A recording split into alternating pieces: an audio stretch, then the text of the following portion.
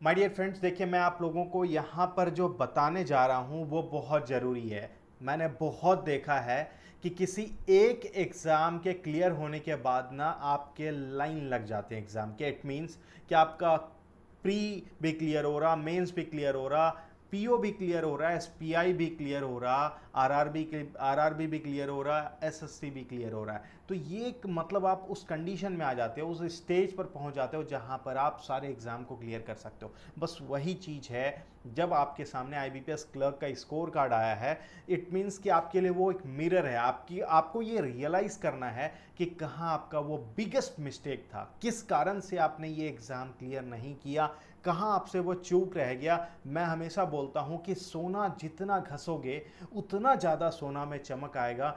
इस साफ मतलब है कि ये जो आपका मस्तिष्क है उस पर जितना ज़्यादा बल डालोगे उतना ज़्यादा वो काम करेगा।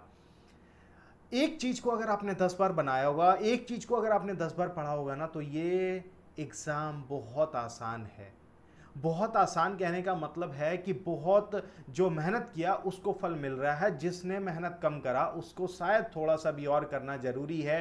तो जिनका ये एग्ज़ाम क्लियर नहीं हुआ, डीमोटिवेशन नहीं आना चाहिए। मतलब आपको मोटिवेट होना है आपकी अपनी गलतियों से ही। आप जब तक गलती नहीं करोगे आप नहीं सीखोगे। ये चीज़ गलती करने के बाद ही आपको रियलाइज़ होगा कि आपने क्या गलती किया, कहाँ पर किया और कहाँ आपको सुधार करना ज़रूरी है। तो मैं आईबीपीएस क्लर्क के स्कोर कार्ड को इस पॉइंट ऑफ व्यू से देखता हूं और इसी पॉइंट ऑफ व्यू से मैंने भी प्रिपेयर करा, या फिर मैं बताऊं कि बहुत कोई ऐसे ही प्रिपेयर करते हैं।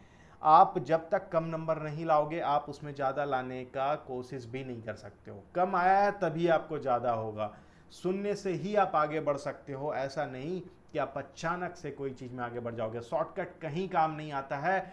आपको हमेशा लॉन्ग टर्म में जाना है और जितना ज़्यादा आप प्रैक्टिस करोगे उतना ज़्यादा आपका चांसेस हो जाता है इन एग्ज़ाम्स में क्लियर होने का। तो आप समझ गए होंगे मैं क्या बताना चाह रहा हूँ। फिलहाल तो आप अपने स्कोर कार्ड को डाउनलोड कीजिए, देखिए कि कहाँ आपसे क्या गलती हुआ, उस पर विचार कीजिए, उस पर एनालिसिस कीजिए और जहाँ जो सेक्शन आपका कमज़ोर है, जो सेक्शन पे आपको थोड़ा वर्कआउट करना है, उस पर फोकस करते हुए थोड़ा वर्कआउट कीजिए माय डियर फ्रेंड्स।